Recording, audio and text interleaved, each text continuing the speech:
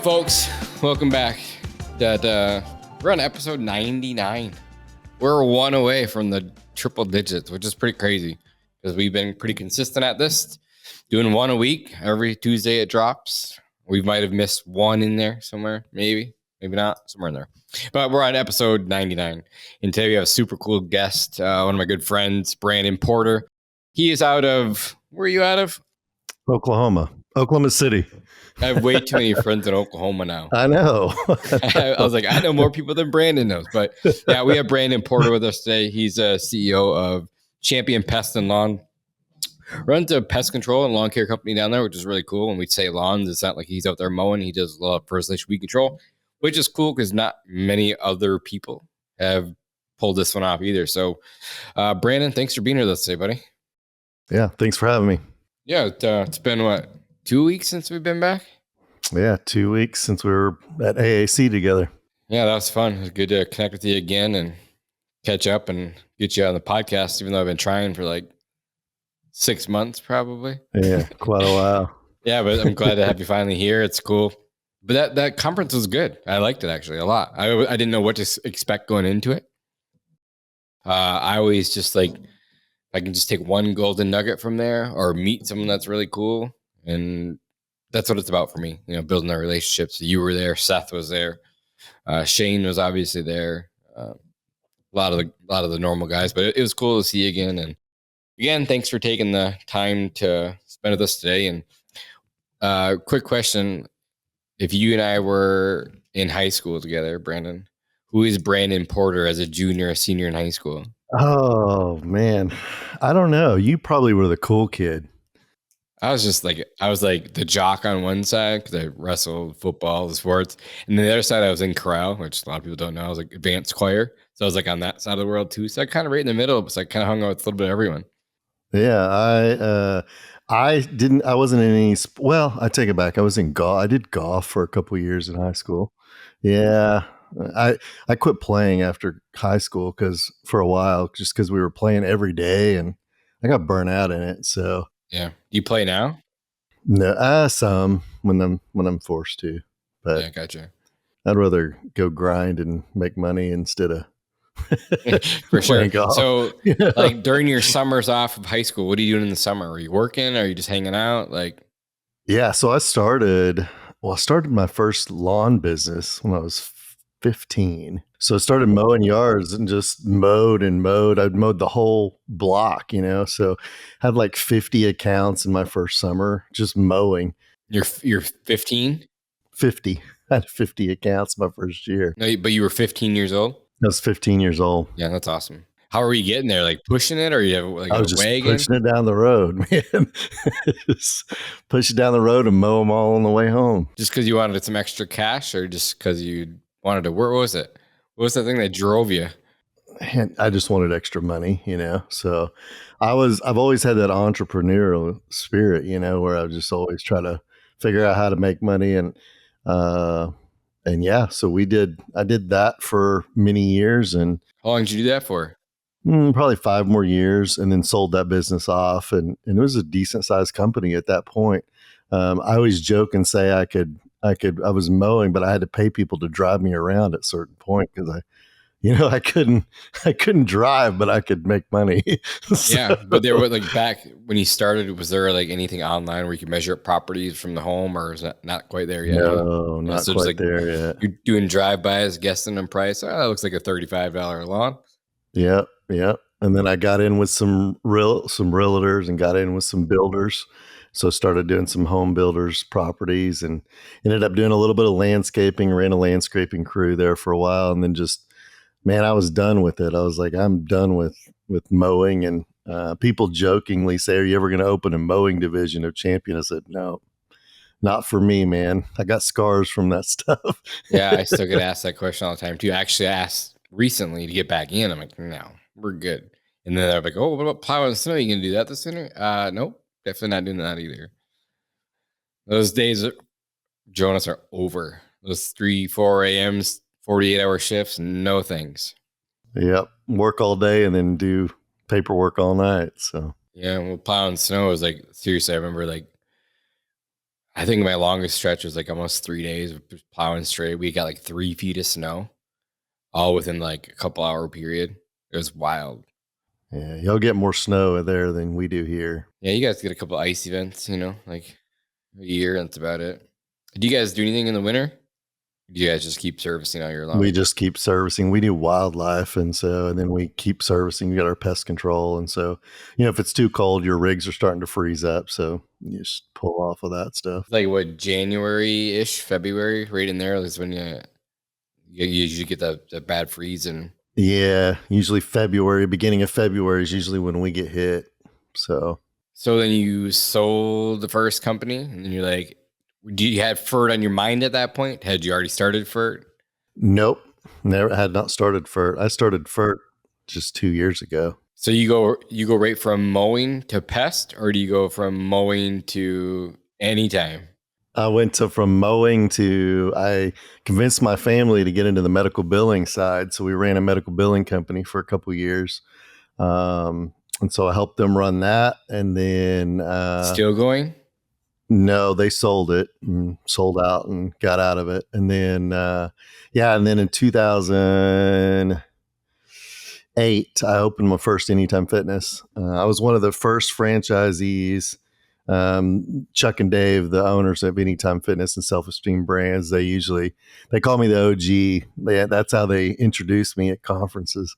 And so one of the longer standing, still in the franchise still. So had a couple of locations, bought and sold a couple, and then got out of it for a while and then got back into it and bought my original club back and then expanded and opened another one. So I have 2 right now.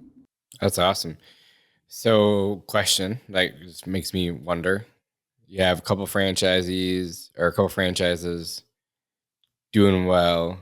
What makes you say, I'm going to get back into lawn care? Well, so I started in pest control, and pest control was, it was great. I mean, so what I did was I've always been in the service industry. I mowed, and I guess, gyms are kind of a service industry.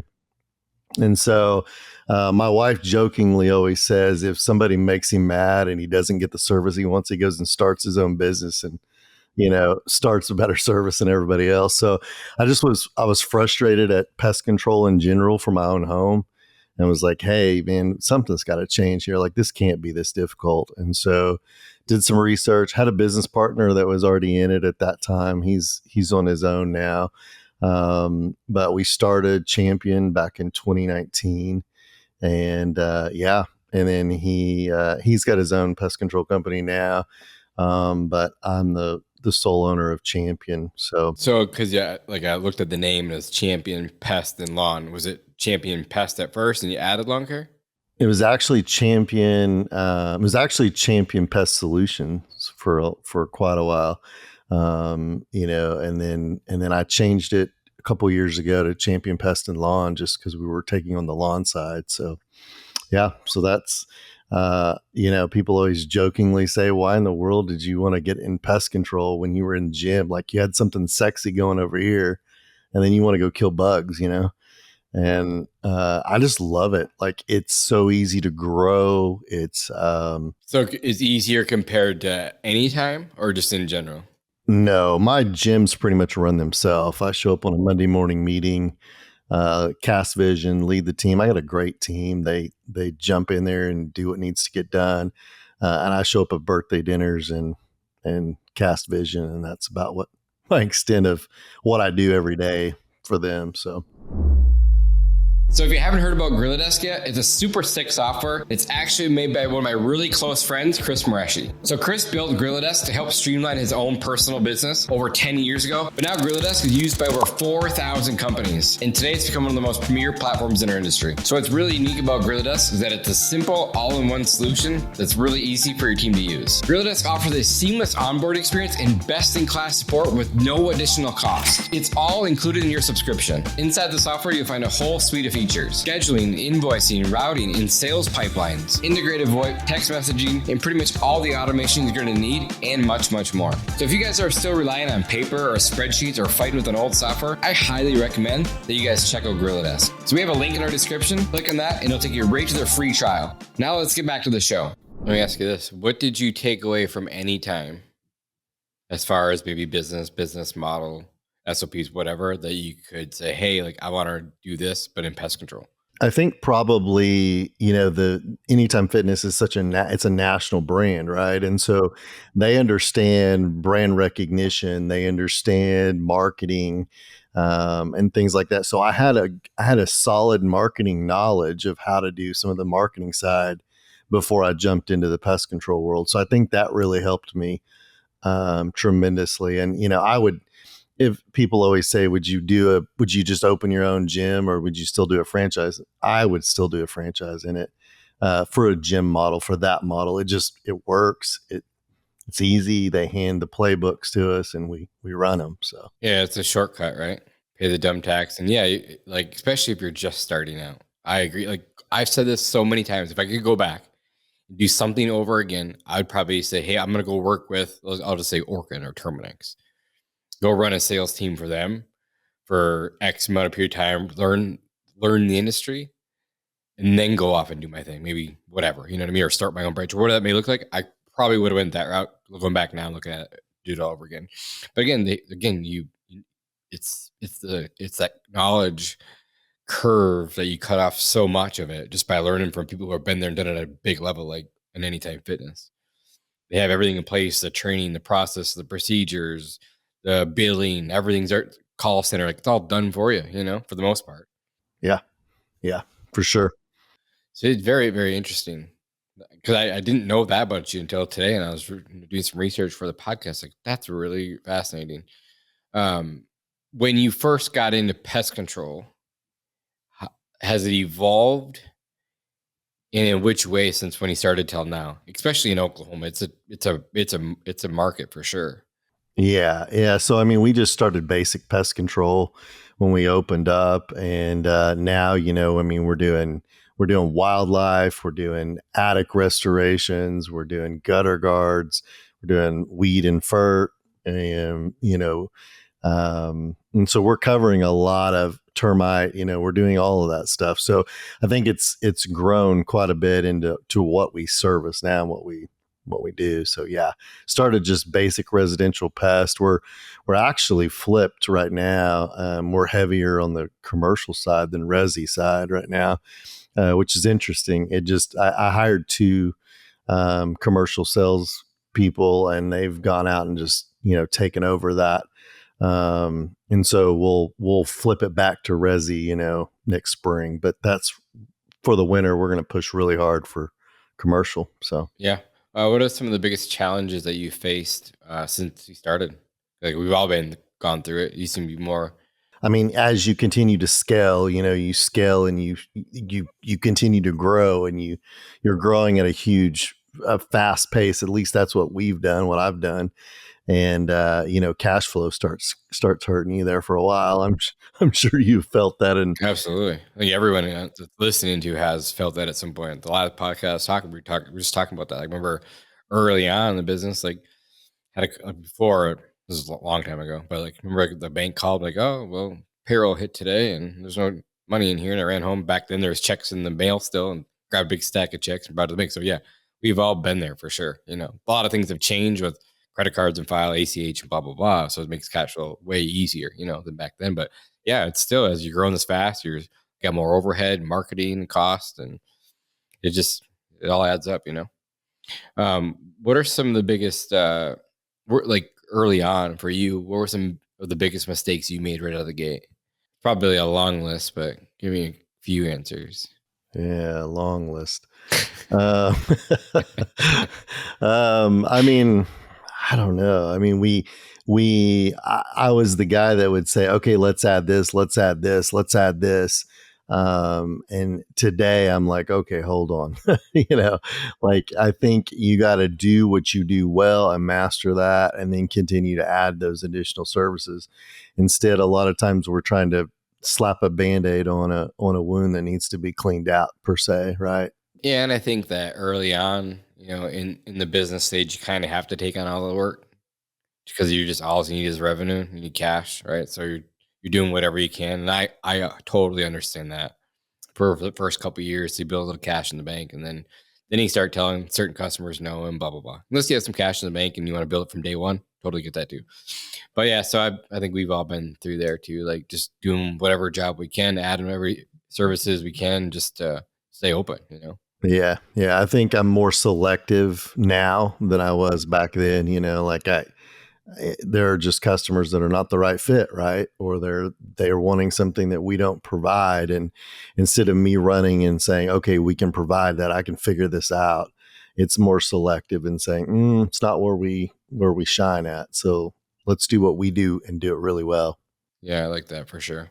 I mean, we kind of already talked about your market already, but I mean, OKC is a tough market. It's very competitive. There's door-to-door companies, like every single door-to-door company's there, and they're hot and heavy. Have sold there this summer. Yeah, they're and low price competitors for sure, and they're in the market. So, how do you stand out and be competitive amongst the crowd, and how do you keep the door-to-door guys away? so you just got to build those relationships with your customers. You've got to, provide that excellent service. I think one of the things I've looked at for the last 8 to 12 months have been really making sure my team is tight on their processes and procedures. Like what one technician says is the same thing another technician's going to say, in the same level of service. And that's hard to do. Like as you grow and you scale, it's easier when there's one or two techs. When you have a dozen techs, 15 techs, then it gets tougher. And so I think that's something that we've done really, really well, is try to continue to provide education and training for the team, and map out SOPs that say, listen, if you want to grow and you want to advance in this company, this is how you do it. Like here it is on paper. Here's how you go from an apprentice to a level 1 to a level 2 to a senior. So that's kind of what we've really focused on this year, is educating our team. And then, my service manager, bringing him on has been a huge help for me. So Was he in the industry prior? he was a service manager for Terminix for years, and then worked for another mid-sized company. And I got him over, and he's doing a great job. And This is like if I ever get a question, Brandon, this is the number one question that I get. Right, or this topic right here is like that branch manager, operations manager guy.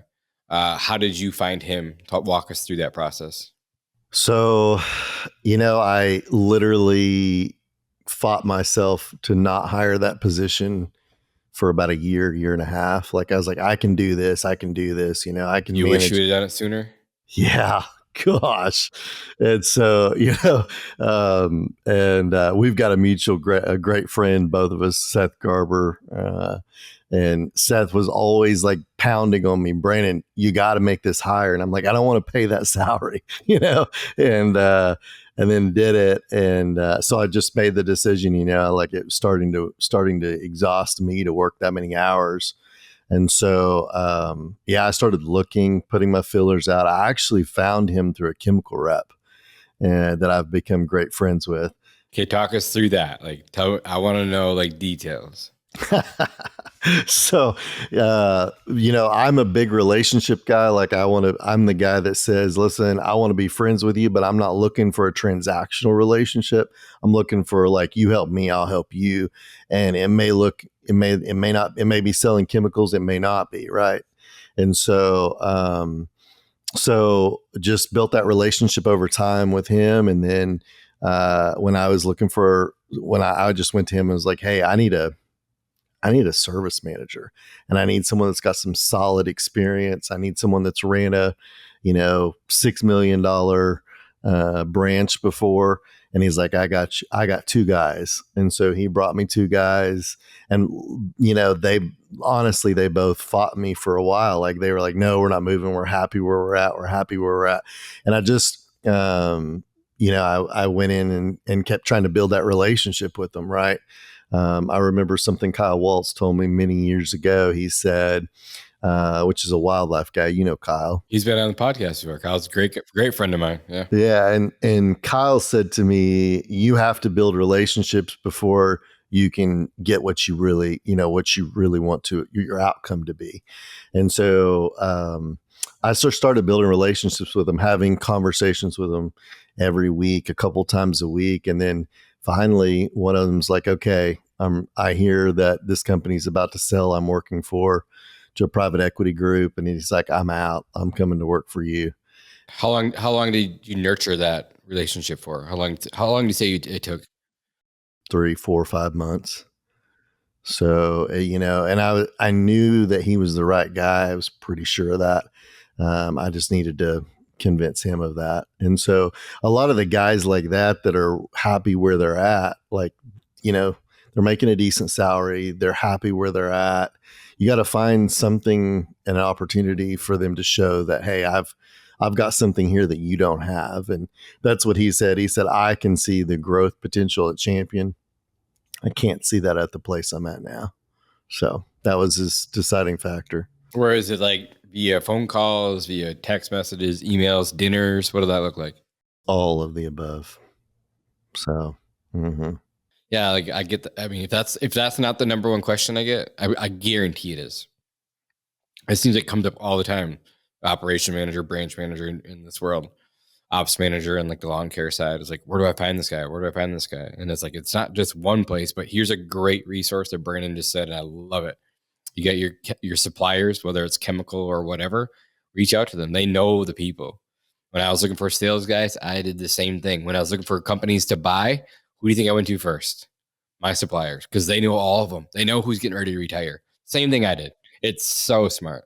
And that's what I did as well. Sorry, that's what I did as well in acquisitions. Same exact thing. I just built those relationships and then we go after those. So cool. I love that. Have you purchased any companies? I did an acquisition in March of this year, small company in Tulsa. Yeah, we talked about that. Yeah. And so, and that was just when I originally reached out to him a year before, he was like, nope, absolutely not. I'm not selling to you. I'm not selling anyway. And then just nurtured it, literally sent him a text message on Christmas. Merry Christmas. Hope you're doing great. New Year's. Hey, happy New Year's, man. If there's anything I can do for you, let me know. And then 3 days after New Year's, he texted me, hey, can we talk? And just said, I think I'm ready. And so I love your style because I'm the same way. And again, it's not going to be the first text message. It's not going to be the first phone call. Again, slowly build their trust, relationship, show them the vision, show them what you guys got going on. And eventually, when the timing's right, it's the stars align, they align. Again, same thing happened with me. Like I sent out, I talked to a guy, told him I was interested in purchasing, young kid, wasn't going to sell. I said, okay, well, just keep us in mind. I said, I'm coming to your area, just so you know. You'll see us around more often. I wasn't a jerk about it. Just told him like this is what we're doing. He's like, cool. Again, nurture the relationship. He saw what we did over the past year. He's like, called me up. Actually, I sent him another message. He responded and said, dude, I've seen what you've done in the last year. I want to be a part of this. How do I be part of it? Sweet. Let's sit down and chat. And it all worked out really well. He's one of my partners now. Stud of a kid, young, killer, but it worked out really good. So just, again, like you said, can you belabor this one, but just build those relationships, take the time, and, something that you might have done 2, 3, 4, 5 years ago might pay off in the future, super smart. But going back to the original question is like, how do you stay competitive in such a crowded market? Like I've been there and I know it's hard. Like, how are you staying competitive against like all the door-to-door companies? And I know you said you're teaching your technicians, but again, you got to be there. You got to get new customers, you got to get leads. Like, yeah. I mean, we do a lot of SEO, a lot of Google, a lot of lead gen that way. But honestly, a lot of it's referral. Like we push heavy referrals with our customers. Like a lot of times when we do a customer's home for a while, they'll give us their rent homes. They'll give us, various things. And so I think just making sure you can solve problems, we're supposed to be here to problem solve. Right. And so Like, what's your issue? Let's solve that issue. And so that's how we stay competitive. We're not the low price competitor. Like, I'm one of the more expensive side, and I'm not going to be the low price competitor because I'm going to use the great chemicals. I'm going to teach my team how to do it properly. We're going to provide excellent customer service from the phone all the way through, and that's what we do. And so when door knockers hit my customers, most of the time the customers will say, "No, I'm good." It's funny because I'll get calls that say, "Yeah, they were bashing you," and I'm like, I don't care. I'm going to do I'm going to do me, and I'm going to do it well. And that's what Champion does. And so that's, I think, how we've stayed competitive. Yeah, as a door knocker, like I've done a lot of door knocking. It's hard to switch over local guys anyway. Like that's not our goal. We're not out there to beat up our competition like that are local, like by any means. But there's a lot of people who have an issue that just need to be helped, and we just happen to show up that day. So again, I agree with you there. And then before I move on to this topic, to the next topic, I should say, like, why did you say, "Hey, I'm going to get back into the FERT side of things"? Pest control is doing well. Is that just another one of the things like, okay, let's just add on another service because that's what I want to do? Or No, I actually fought it for probably a year. I had a lot of customers just saying, "Hey, we're using True Green, we're using some of the bigger companies, and we're not seeing results." And so a lot of my customers were saying, "Listen, we want our weed control, fertilization, and pest control and termite control all together." And we had customers that were saying, "Listen, we're going to go somewhere else if you don't provide that, because we want one person to be accountable for all of these things." And so that's when I jumped in and did it. And so, as far as like a revenue split, where would you say, not a dollar amount, just like percentage wise? we're probably 25-30% weed and fur. So pest control is still majority of your business. Mm-hmm. And it will always probably remain that way for the first 8 or 9 months of weed control and fur. If you called in and wanted us just to do weed and fur, we wouldn't do it unless we had your pest control. And so we wanted everything. Everybody's like, "You're crazy. You're turning business away." And I was like, "Listen, you're either going to give it all to me and hold me accountable for it, or we're not going to play this game." And so I opened it up later down the road and then used that opportunity to cross sell those customers that were only on lawn to pest. And we did a pretty good job of that. Yeah. One of my mentors did the same thing. Like he has a really big mowing company, sold off a different company, but still has a really big mowing company. And when they take on new customers, they have to take one like chemical service, whether it's pest control or fertilization, weed control. Otherwise, they won't take them for just mowing.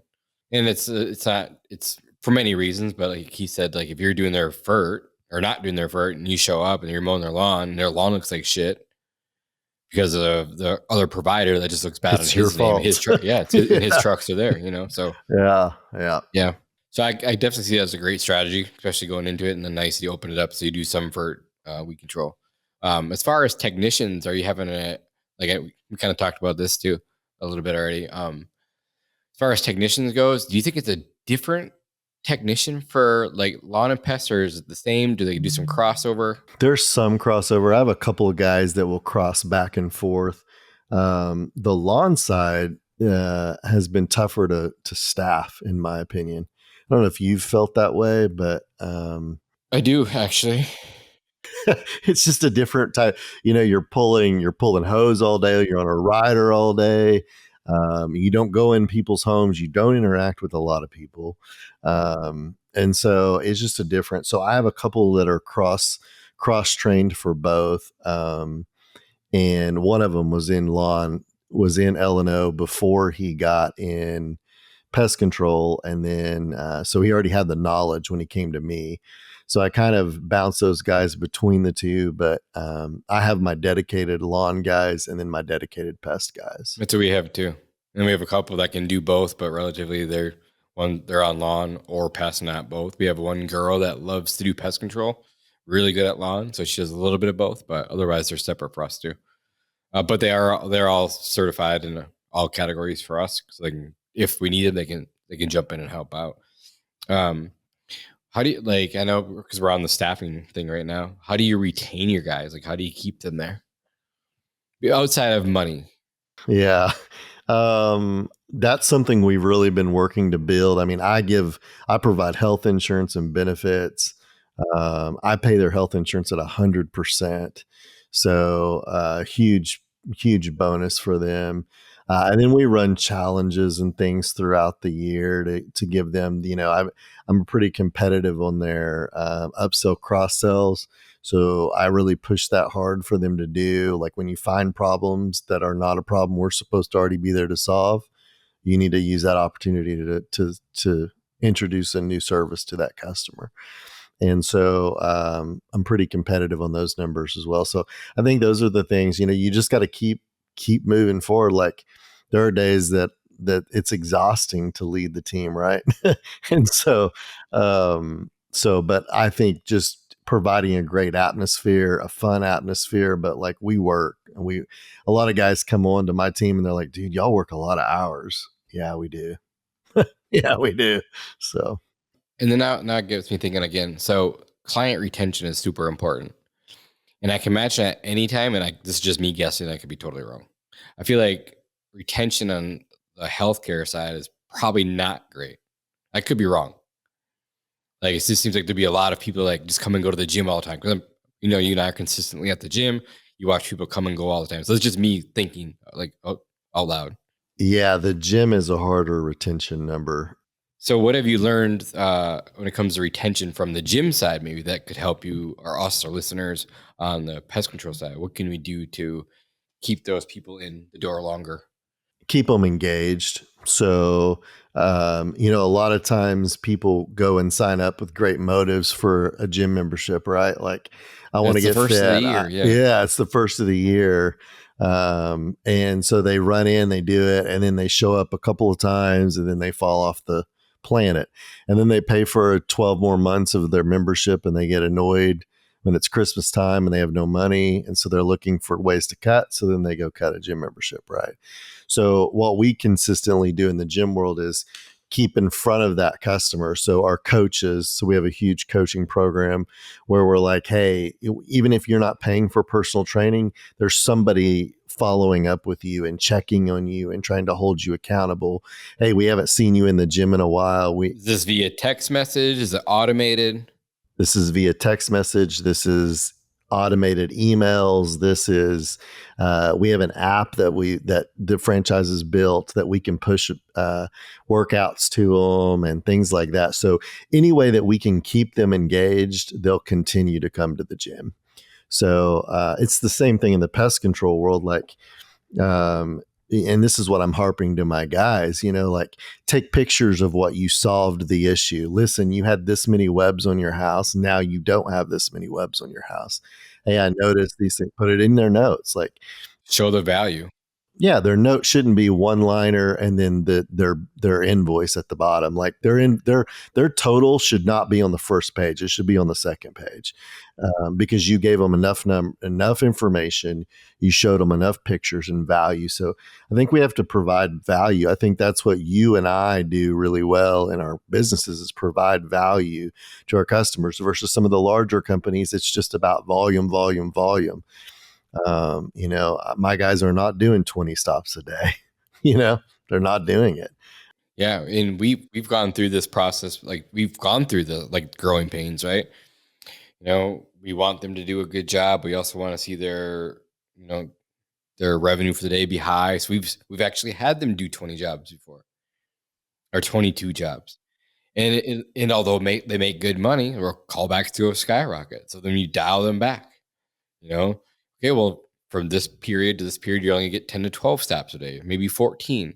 And as they show progress and they get to those next levels, we can start adding more jobs to them, right? And so, but we've been through all of it. But again, not just we learned the hard way. Because we want the production, as a business owner, but at the same time, what's more important? Right? Like for the cart before the horse, kind of like the chicken or the egg, what's more important?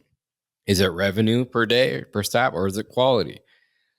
So a little bit of mix of both, like, but the retention in our industry is very, very key.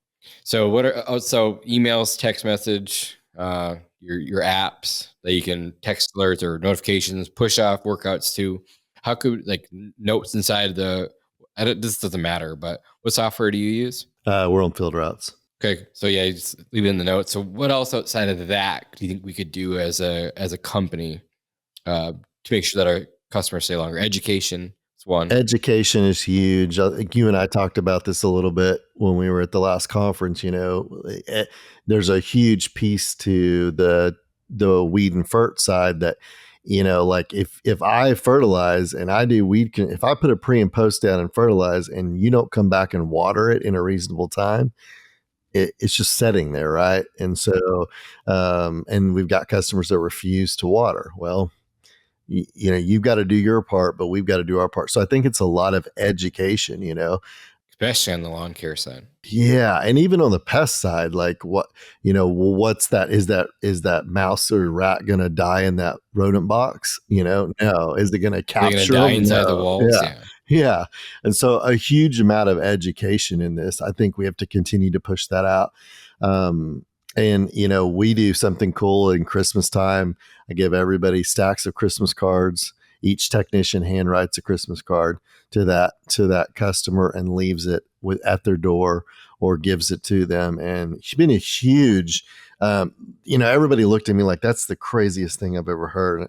And then you would not believe the customers that would call in and say, you were the only Christmas card we got this year. Yeah. We actually we got away from the Christmas card. So we tried to do, because we want to be different, right? So we went Thanksgiving, did a Thanksgiving card. So just to be a little bit different, but again, same thing. We had them done in the office and we sent them to all the customers, but still, like, it's the little touches like that makes you just a little bit different. Have you, again, side note, because squirrel brain here, have you ever read the book Gym Launch Secrets? I have. Yeah. You have? Awesome. I figured, but again, I read it for the first time maybe 6 months ago, maybe a little longer. And man, that book is so good.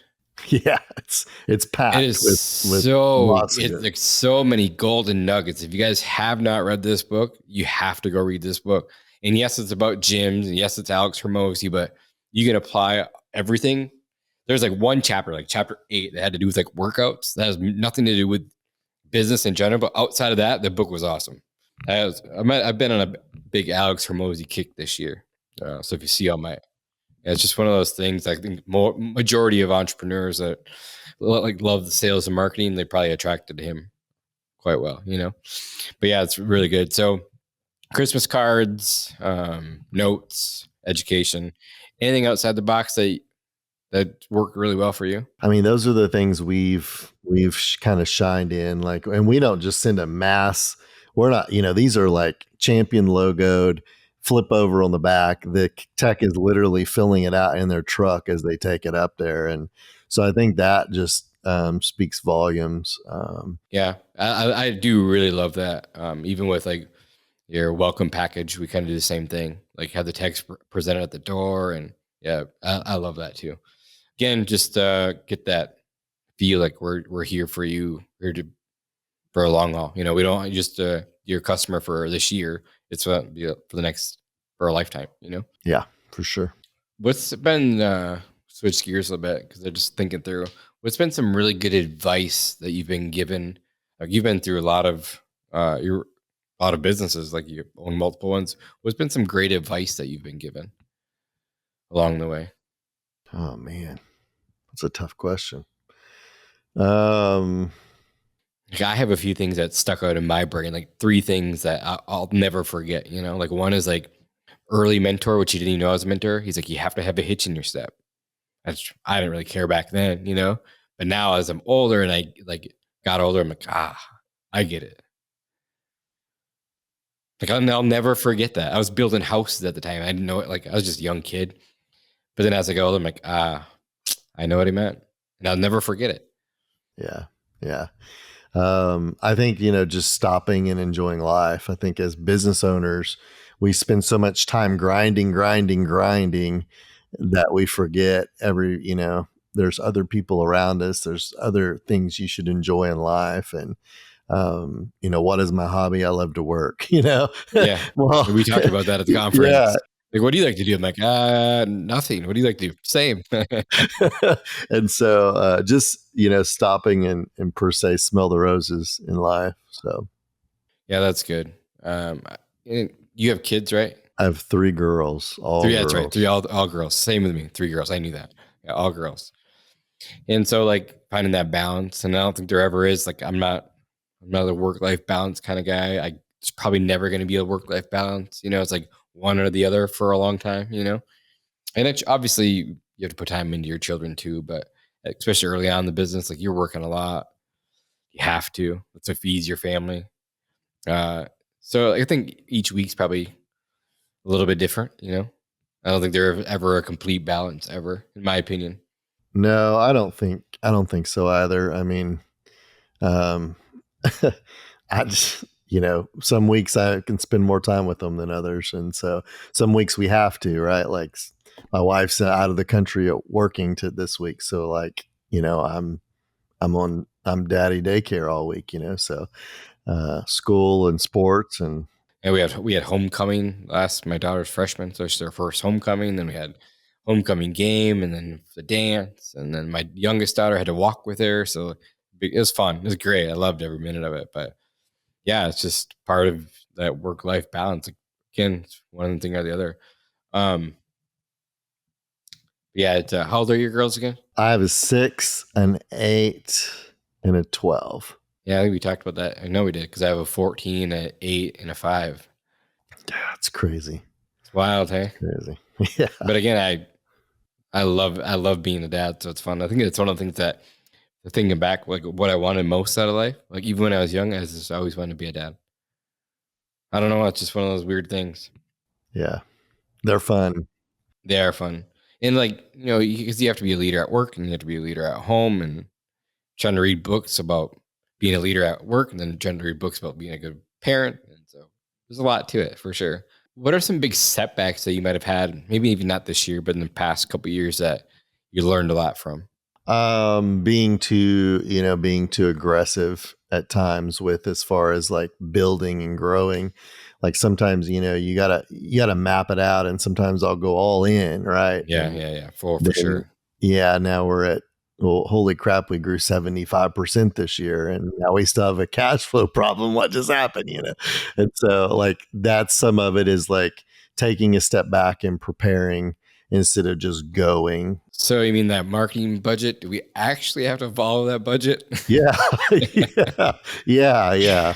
And so I think that's been a lot of my learning curve, is just like I love the thrill of it, and like it's an adrenaline rush most of the time. But then there are days where you got to step back and say, look, I didn't plan to do that. We need to step back to the plan and stick with it. And usually if I'll stick with the plan, and still have enough love to continue to grind, like, we're 33% over where we even projected for this year in growth.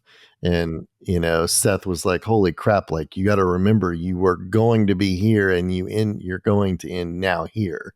And so, and I'm like, but I want more. And so, I feel like I say this every single day. It's never fast enough for us, no matter how fast. Yep. So just, if you feel that way, it's normal. Especially like us that are out there grinding and want to do big things. Like we want to go fast. But yeah. So yeah, I agree with you there. How's the relationship with Seth been? Seth's a great guy. He's going to be on the podcast soon. Is he? We have something special lined up for it, but it's fun. It's gonna be fun. Seth's amazing. Like, I've worked with Seth, going on 3.5, 4 years now. That's the first time that I heard your name, was through Seth. Yeah. I think we met maybe in Boston. Yeah. I think we met at Seth's event in Boston. We did. Pest World. We did. And so, yeah, so Seth and I just like, we've become great friends, and he's a mentor, he's a coach, but he's also a great friend. So I agree. yeah, I mean, anybody that wants to scale and grow, man, hit up Pest Daily and hit up Seth's group. So He's solid. Love that guy. Are you going to Pest World this year? I'm not. I have traveled so much in the last couple of months, and my wife is in Greece right now, so she gets back next week, and I was just like, I don't really want to go. So Seth texted me this morning and said, "Hey, are you going?" And I was like, "No, I'm passing this year." So I was supposed to be going. I'm just kind of feel the same way. I'm just burnt out of traveling, burnt out of events right now. And it's just not my thing there either. Like the only reason I go there because my buddy's there to hang out and say hi. But to walk around there, like just not my thing. yeah, it's great for, I think it's great for some people. I think where we're probably at in our businesses, it's, I love the networking. I love the event side of it. I love connecting with, you know, Jonas and Seth and Eric and, all of them. But like at the end of the day, like we'll all see each other again, probably in Tampa in January Right. anyway. Right. So it's Yep. like, let's, And then like products and new equipment don't excite me at all.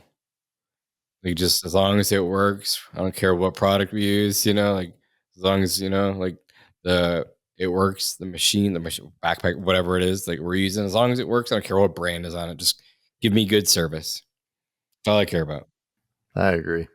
So What does the next, let's just go with 3 to 5 years look like for you? What's your plans? continue to grow, continue to push. You're gonna have more gyms? I probably won't. I like the two that I have. I may purchase some of the other ones. And so we run the top two clubs in Oklahoma. And so as far as Anytime Fitness, the franchise. And so I don't know. I'll probably keep pushing Champion really, really hard. I've got some real estate deals going as well right now. And so some Airbnbs. And so we'll probably do those things. But yeah, let's just keep growing Champion. I'd love to be at 40, 50, 60 techs in a couple of years. Definitely have the runway to do it there too. Yeah. Yeah. So that's kind of what we're hoping for. Continue to grow. And have you connected with the other Brandon P yet? I haven't yet. We've texted back and forth, but we're trying to figure out. He's a great dude. Yeah, he said we both agreed. Let's wait until it slows down a couple more weeks, and we'll be able to do that. So yeah, he's a great resource to have down here. A great friend, and you guys pass back some employees back and forth from time to time. But you guys are like rating each other's stomping grounds. But it's a great relationship for you to have. Both local guys from Oklahoma, like both doing big things to be good. If you could go back and do anything different since starting the pest control company per se, would you do anything different? I probably would have. I probably wouldn't have been in a partnership. I just said that on a podcast. But listen, I think there's a place for partnerships. Do you still have a partner now? I don't. No, my wife is obviously in all of it, but yeah, I don't have any partners in any of my businesses outside of my wife, and so yeah, I just probably wouldn't do that. If I did it, it would be very, very, very structured, and so it just, when I went in, it wasn't structured. There's some pain around that then. Yeah, there's some pain from it, and so. But yeah, I would just be, anybody that's starting a partnership, just make sure you got it all spelled out. Like, hey, just hire a lawyer.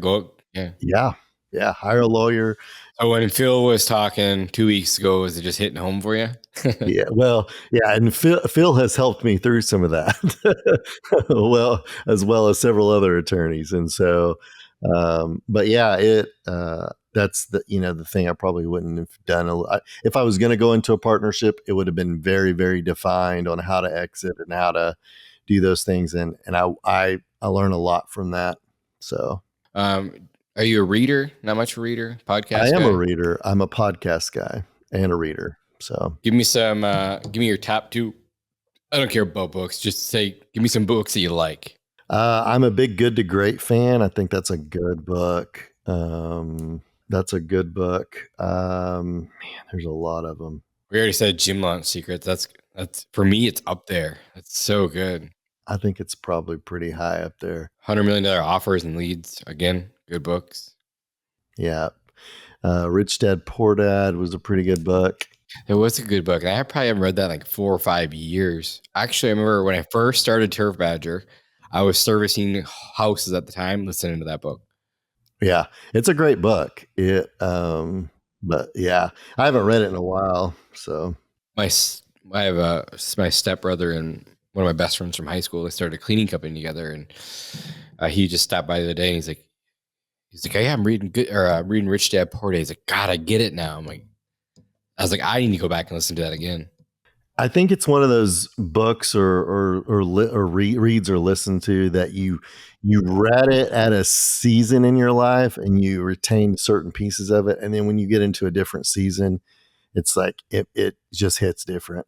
So yeah, I know he like had some game, or Robert Cusack, he had some game. Did you ever buy the game? I didn't. Me either. I thought about it, but I just remember from the book right now, like he talked about the game that he did, and I always said I was going to buy it, and I never did, of course. Podcast. Joe Rogan's a pretty good one. Always, yeah. Patrick Bet David, yeah, for sure. Those are my guys. I listen to a lot of that. Yeah, Potomac Group. I'm always listening to their stuff. Border Buzz. Yeah. I think my episode got launched on last Tuesday. Apparently it was a good one because I had a lot of people reaching out, and so did they. So that was a good one. I need to. I'm a couple behind on it. It was a really, really good. We went down a rabbit hole of lawn care, actually. And he wanted to be on. He wanted to be on the buzz with me just to talk about lawn care, and we talked 45 minutes of just straight lawn care, what the industry is now and what it's going to look like in the future. Is really, really solid. It was fun. I had a good time. So yeah, for all the people who haven't listened to the Boardroom Buzz, definitely go check those guys out. Patrick and Paul, Seth, sometimes all great guys for sure. And it's cool. Like I love those guys. We get to network together. We get to watch, like, help each other grow. And they're on my podcast. I'm on theirs. It's just one great community. You know, it's so cool. Yeah, for sure. And I'm no Paul Gianamore yet. That's for sure.